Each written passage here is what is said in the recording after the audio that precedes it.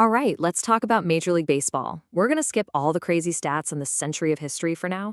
Instead, we're going to focus on this one single, kind of weird paradox right at the heart of the game.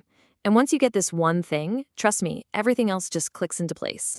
So check this out. In pretty much every other big sport you can think of, football, basketball, you name it, the team trying to score, the offense, they have the ball. Makes sense, right?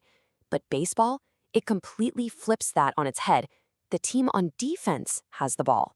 And not only that, they start every single play. Which, leads to the obvious question. If the defense starts with the ball every single time, how on earth does the offense score? I mean, it sounds kind of impossible, doesn't it? Well, the answer to that question, that's the key that unlocks the entire game. To solve this little paradox, we have to totally shift how we're thinking about the objective. See, the goal in baseball isn't about getting a ball somewhere. The real goal is all about completing a journey. Okay, here are the absolute bare bones basics. You've got two teams, 9 players on each side. The game's broken up into 9 rounds, which they call innings. And the goal, just like any other sport, is super simple. Score more runs than the other guys. But what exactly is a run? So a run is just baseball's fancy word for a point. And you don't score by getting a ball in a net or over a line. Nope.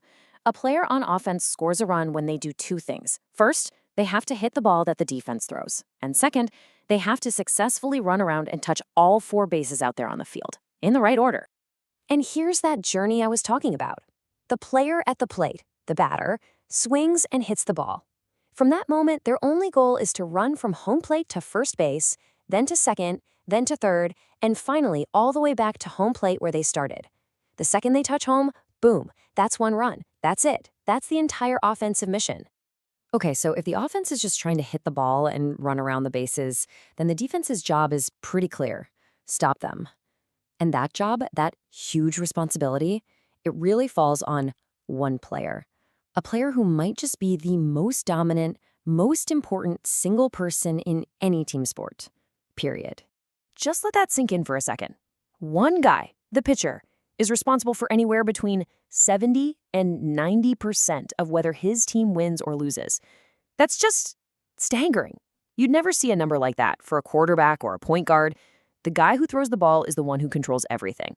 And this chart just makes it so clear. Let's just split the difference and call it 80%.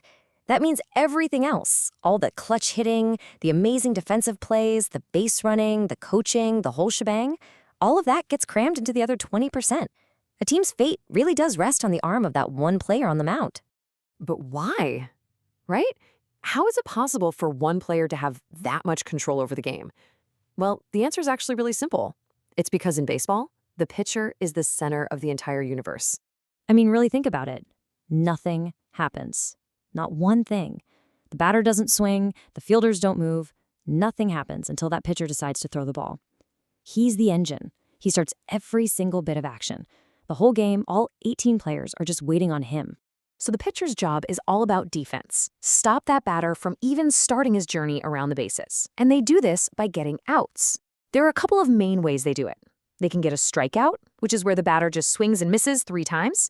Or they can fool the batter into hitting the ball really weakly so another defender can just easily catch it for an out. And to get those outs, pitchers have this incredible toolkit.